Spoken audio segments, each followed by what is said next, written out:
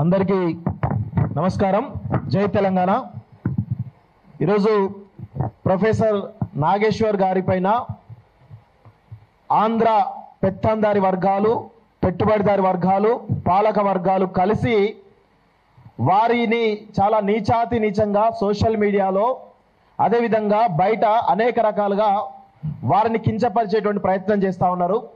దానిని తెలంగాణ పౌర సమాజం తరపున మేము తీవ్రంగా ఖండిస్తూ ఉన్నాం. ప్రొఫెసర్ నాగేశ్వర్ గారు మాట్లాడినటువంటి మాటలు ఏంటి అనేటువంటి ఒకసారి మనం మాట్లాడుకుంటే రెండు మాటలు. ఆ మాటలు మరి ఒక ప్రొఫెసర్ మాట్లాడిన మాటలు ఈరోజు ఆంధ్రప్రదేశ్ రాష్ట్ర రాజకీయాలను షేక్ చేస్తున్నాయంటే 100% ప్రొఫెసర్ నాగేశ్వర్ గారు మాట్లాడిన మాటలు 100% నిజం అనేది మనందరం కూడా గ్రహించాలి. నిజం లేకపోతే నిప్పు రాదు. అందుకే ఆ నిజం అనేది బలంగా ఉన్నది కాబట్టి ఆ కూటమి ప్రభుత్వం యొక్క పునాదులు కదులుతున్నాయని చెప్పేసి చాలా స్పష్టంగా మనకు అర్థమవుతుంది. వారేమన్నారు? వైఎస్ఆర్సీపీ భారతీయ జనతా పార్టీకి దీర్ఘకాలిక మిత్రువు చంద్రబాబు నాయుడు అనేటువంటి వ్యక్తి, టీడీపీ అనేటువంటి పార్టీ ఇన్స్టంట్ పార్టీ. అంటే గత కొంతకాలంగా మనం చూసినట్లయితే, రాజకీయాలు విశ్లేషించినట్లయితే ఆంధ్రప్రదేశ్ సంబంధించినటువంటి వైఎస్ఆర్సీపీ అధికారంలో ఉన్నప్పుడు మీరు గ్రహించండి, అన్కండిషనల్గా బీజేపీ కేంద్ర ప్రభుత్వానికి సహకరించింది అనే మాట వాస్తవం. అదే సమయంలో అదే కేంద్ర ప్రభుత్వానికి వ్యతిరేకంగా పనిచేసింది టీడీపీ, చంద్రబాబు నాయుడు. వీళ్ళందరినీ కూడా అక్కడ వైఎస్ఆర్సీపీ కేవలం ఒకే ఒక అంశంతో ఎన్డీఏ ప్రభుత్వంలో, ఎన్డీఏ కూటమిలో వైఎస్ఆర్సీపీ కలవనని చెప్పింది కాబట్టి ఇక్కడ ఆల్టర్నేటివ్గా పవన్ కళ్యాణ్ వ్యక్తి టీడీపీని ఎన్డీఏ కూటమికి దగ్గర చేయడం జరిగింది. సో ఇదంతా గమనించినట్లయితే జనరల్గా అది సోర్స్ అవసరం లేదు, ఏ అవసరం లేదు. విశ్లేషణ చేస్తే, రాజకీయ విశ్లేషణ ఎవరికైనా అర్థమయ్యేది ఏంటి అంటే చాలా స్పష్టంగా జగన్మోహన్ రెడ్డి వైఎస్ఆర్సీపీ బీజేపీ కేంద్ర ప్రభుత్వానికి దగ్గర, టీడీపీ చంద్రబాబు నాయుడు బీజేపీకి దూరం అనేటువంటి విషయం నమ్మరనే విషయం అందరూ కూడా తెలుసు. కేవలం రాజకీయ ప్రయోజనాల గురించి తాత్కాలికమైనటువంటి కూటమి నడుస్తుంది అనేది చాలా స్పష్టంగా మనకైతే అర్థమవుతా ఉంది. ప్రొఫెసర్ నాగేశ్వర్ గారు మాటలు వెనక్కి తీసుకున్నా అని చెప్పేసి చాలా స్పష్టంగా చెప్పినప్పటికీ కూడా గత 2 రోజులుగా ఈ యొక్క కోతి బ్యాచ్, వెకిలి బ్యాచ్, సైకో బ్యాచ్ అయినటువంటి ఆ కూటమి ప్రభుత్వంలో ఉన్నటువంటి 2 పార్టీలు ఏవైతే ఉన్నాయో చాలా దారుణంగా వ్యాఖ్యలు వెనక్కి తీసుకుని అన్న తర్వాత కూడా ప్రొఫెసర్ నాగేశ్వర్ గారికి వారి యొక్క ఫోటోను మార్ఫింగ్ చేసి వైఎస్ఆర్సీపీ కన్వే చేసి పేటీఎం బ్యాచ్ అని చెప్పేసి ఒక ప్రచారం చేస్తూ ఉన్నారు. నేను ఒకటే అడుగుతా ఉన్నాను, మీరు ప్రొఫెసర్ నాగేశ్వర్ గారి మీద ప్రచారం చేసే ముందు పవన్ కళ్యాణ్ కానీ చంద్రబాబు నాయుడు కానీ మీ యొక్క నియతి ఎలా ఉందో ఒకసారి అర్థం చేసుకోండి. మీ చరిత్ర తీసుకుంటే చంద్రబాబు నాయుడు వారి మామ ఎవరైతే ఎన్టీఆర్ నుంచి మొదలుపెట్టుకుంటే, వారి కుటుంబ సభ్యులను మొదలుపెట్టుకుంటే ప్రతి ఒక్కరిని కూడా ఏ విధంగా అణచివేసి దారుణంగా నీచంగా అవమానించి పంపించడం ఈ 2 తెలుగు రాష్ట్రాలు, దేశం మొత్తం కూడా చూసింది. పవన్ కళ్యాణ్ అనే వ్యక్తి గతంలో చేకువారను అదే ఆదర్శంగా తీసుకున్నాడు. గద్దర్ నా సొంత గద్దర్ ఐడియాలజీ, నా ఐడియాలజీ అన్నాడు. కానీ ఇప్పుడేమో సనాతన ధర్మం అంటూ మాట్లాడుతూ ఉంటే ఈరోజు ఆ రాష్ట్ర ప్రజలు ఆయన వెనుక నడుస్తూ ఉన్నారు. అంటే మీరు ఇష్టారీతిన మీ యొక్క రంగులు మార్చొచ్చు, కానీ నీతిగా నిజాయితీగా ఒక విశ్లేషణ చేసేటువంటి ప్రొఫెసర్ నాగేశ్వర్ గారి పైన ఇలాంటి అనుచిత వ్యాఖ్యలు చేస్తున్నారంటే మీ యొక్క దుర్నీతి ఏంది, దుర్బుద్ధి ఏంది అనేది చాలా స్పష్టంగా మాకు అర్థమవుతుంది. మీరు ఒకటే అడుగుతా ఉన్నారు. నిన్న పవన్ కళ్యాణ్ గారు ఏమన్నారు? పవన్ కళ్యాణ్ అదేవిధంగా మిగతా అంశాల గురించి, ఒక రీసెంట్ డెవలప్మెంట్స్ గురించి నేను చెప్తా క్లియర్గా. పవన్ కళ్యాణ్ గారు నిన్న ఏమన్నారంటే ఒక మీటింగ్లో మాట్లాడుతూ నాగేశ్వర్ గారిని అరెస్ట్ చేయడానికి పోలీసు వెళ్తుంటే నిన్ను వారించిన అని చెప్పిండు.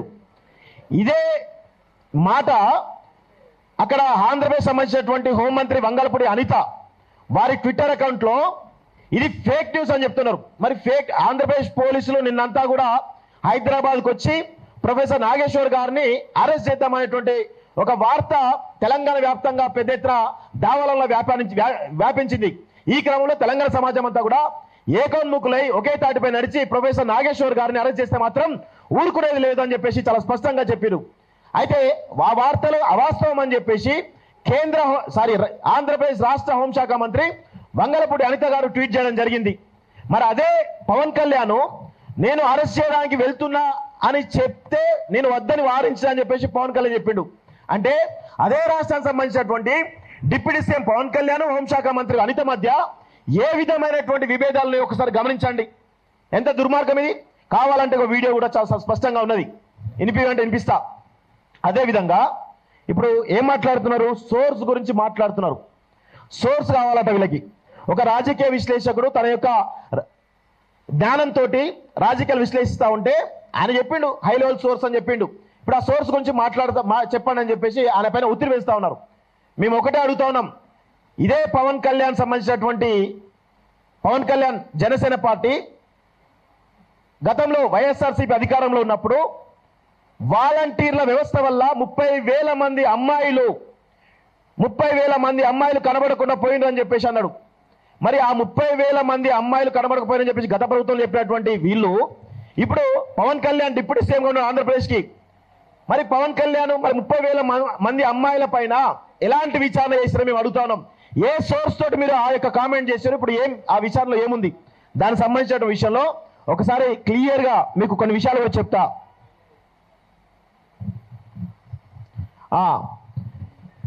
చూడండి ఒకసారి. రాష్ట్రంలో హ్యూమన్ ట్రాఫికింగ్ జరుగుతోంది, 30,000 మంది యువతులు కనిపించకుండా పోయారని పవన్ కళ్యాణ్, చంద్రబాబు దుష్ప్రచారాలు చేశారు గతంలో. దానికి సంబంధించిన అప్డేట్ వీళ్ళు ప్రభుత్వం వచ్చిన తర్వాత హోంశాఖ అసెంబ్లీలో ఇచ్చిన రాతపూర్వక సమాధానం ప్రకారం వైఎస్ఆర్సీపీ హయాంలో 46 మంది మహిళలు మాత్రమే హ్యూమన్ ట్రాఫిక్ గురవగా 34 కేసులు రిజిస్టర్ అయ్యని చెప్పేసి ఈ ప్రభుత్వం వచ్చిన తర్వాత తేల్చినటువంటి లెక్క. నేను ఒకటే అడుగుతాను పవన్ కళ్యాణ్ గారిని, మీరు ఏ సోర్స్ ఆధారంగా మాట్లాడిరు? మీరు మాట్లాడిన తప్ప రైట్ అనేది మీరే డిసైడ్ చేశారు. ఒకటి. రెండోది, వీళ్ళు తిరుమల లడ్డుపై ప్రచారం చేశారు. ఏమని? తిరుమల లడ్డూలో కల్తీ అవుతా ఉందని చెప్పేసి ప్రచారం చేశారు. ప్రచారం చేస్తే ఇక్కడ అసలు అనుమానిత నెయ్యి ట్యాంకర్లు ప్రసాదం తయారీలో వాడలేదని వెనక్కి తిప్పి పంపినట్లు స్వయంగా టీటీడీ జేఈఓ శ్యామలారావు మీడియా ముఖంగా చెప్పిండు. అదేవిధంగా సుప్రీంకోర్టు చంద్రబాబు నాయుడు చివాట్లు పెట్టింది. ఎందుకు ప్రజలను డైవర్ట్ చేసే విధంగా మీరు ఎందుకు దుష్ప్రచారం చేస్తారని చెప్పేసి సీఎం హోదాలో ఉన్నటువంటి చంద్రబాబు నాయుడు సుప్రీంకోర్టు చివాట్లు పెట్టిన విషయం చూస్తున్నాం. ఇలాంటివి అనేకమైనటువంటి దుష్ప్రచారాలు మీరు చేశారు కదా, మీ హయాంలో చేశారు. మీ గతంలో వైఎస్ఆర్సీపీ హయాంలో ఉన్నప్పుడు మీరు దుష్ప్రచారం చేశారు. ఇప్పుడు వచ్చిన తర్వాత అవన్నీ కూడా అవాస్తవాలని చెప్పేసి మళ్ళీ మీ ప్రభుత్వంలో తెలిసిరు. మీరు ఏ సోర్స్ ఆధారంగా విమర్శలు చేసిరో చెప్పగలిగే దమ్ముందా? అదేవిధంగా మీ పైన ఎన్ని కేసులు పెట్టాలి? మీ పైన ఆయన అన్న మాట వాస్తవం, 100% వాస్తవం. ఆ మాటలను బేస్ చేసుకొని మీరు ప్రొఫెసర్ నాగేశ్వర్ గారి పైన కేసులు పెడతా ఉన్నారు. ఎన్ని గుండెలు ఉండాలి మీకు? ఒక తెలంగాణకు సంబంధించినటువంటి ప్రొఫెసర్ నాగేశ్వర్ పైన మీరు కేసులు పెట్టి అరెస్ట్ చేసేటువంటి దమ్ముని దాన్ని మేము అడుగుతున్నాం. రండి ఒక్కసారి ప్రొఫెసర్ నాగేశ్వర్ గారి పైన చేసి చూడండి, ఒక్కసారి ఆయన పట్టుకుపోయే ప్రయత్నం చేయండి. మొత్తం మీ యొక్క పునాదులు కలితే బిడ్డ గుర్తుపెట్టుకోండి, మీ పునాదులు కలితే మీ యొక్క ఆర్థిక మూలాలు కలితే విషయాన్ని గుర్తుపెట్టుకోండి. మేము ఈ సందర్భంగా ఈ యొక్క రౌండ్ టేబుల్ సమావేశం నుంచి ఒక పిలుపునిస్తా ఉన్నాం. ఈ చంద్రబాబు నాయుడు కూటమి ప్రభుత్వం ఏదైతే దుర్మార్గాలు చేస్తా ఉందో, మేము ఆంధ్రప్రదేశ్ సమస్య గురించి మాట్లాడలేదు, మా తెలంగాణకు సంబంధించినటువంటి అనేక విషయాలపైన వెంకట్రామరెడ్డి నుంచి మొదలు పెట్టుకుంటే ప్రొఫెసర్ నాగేశ్వర్ వారు కావచ్చు, లేకపోతే ఈ హైదరాబాద్ సంబంధించిన రాజధాని విషయంలో కావచ్చు, అనేక దుష్ప్రచారాలు చేస్తున్నటువంటి ఎవరైతే ఉన్నారో మేము ఒకటే ఇక్కడ కాల్ చేస్తా ఉన్నాం. బాయ్కాట్ హెరిటేజ్ ప్రోడక్ట్స్ అనేటువంటి ఒక నినాదాన్ని, ఒక కాల్ని మేము తీసుకునే ప్రయత్నం ఖచ్చితంగా చేస్తామని కూడా చెప్తా ఉన్నాం.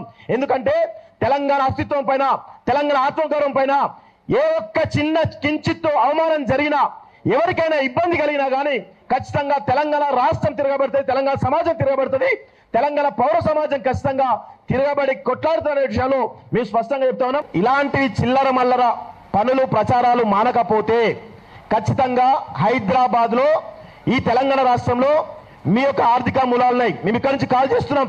బాయ్కాట్ హెరిటేజ్ ప్రోడక్ట్స్ అని చెప్పేసి ఖచ్చితంగా మేము కాల్ ఇస్తా ఉన్నాం. ఇక్కడితోటి మీరు ఆపకపోతే రేపటి రోజున ఈ హెరిటేజ్ ఏదైతే ఉందో ఇప్పుడు బాయ్కాట్ భవిష్యత్తులో పరిణామాలు తీవ్రంగా ఉంటాయని చెప్పేసి కూడా హెచ్చరికలు జారీ చేస్తా ఉన్నాం. ఇది ఇక్కడితో ఆగదు.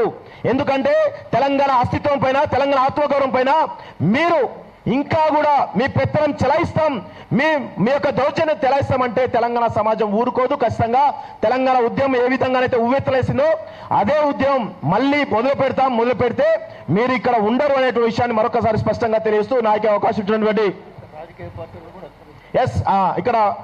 ఇక వాస్తవంగా మేము ఈ రౌండ్ టేబుల్ సమావేశం కూడా నాన్ పొలిటికల్ గా పెట్టదలుచుకున్నాం. ఎవరికి కూడా సంబంధాలు ఇక్కడ ఏ పొలిటికల్ పార్టీ కూడా సంబంధాలు పెట్టదలుచుకున్నాం.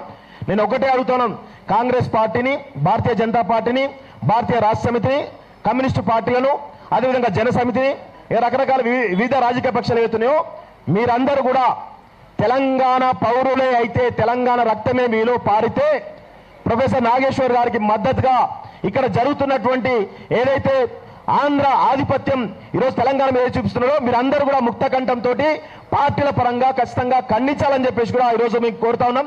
లేకపోతే మిమ్మల్ని కూడా చంద్రబాబు నాయుడు తొత్తులుగా, లోకేష్ తొత్తులుగా, పవన్ కళ్యాణ్ తొత్తులుగా మిమ్మల్ని చిత్రీకరించాల్సిన అవసరం ఉంటుందని చెప్పేసి కూడా ఈ రౌండ్ టేబుల్ పక్షాన మేము డిమాండ్ చేస్తా ఉన్నాం. మీరందరూ కూడా ప్రొఫెసర్ నాగేశ్వర్ గారికి మద్దతు తెలిపాల్సిన అవసరం అయితే ఉంది అని చెప్పి తెలియజేస్తూ ఈ అవకాశం ఇచ్చిన మీ అందరూ కూడా మరొకసారి ధన్యవాదాలు.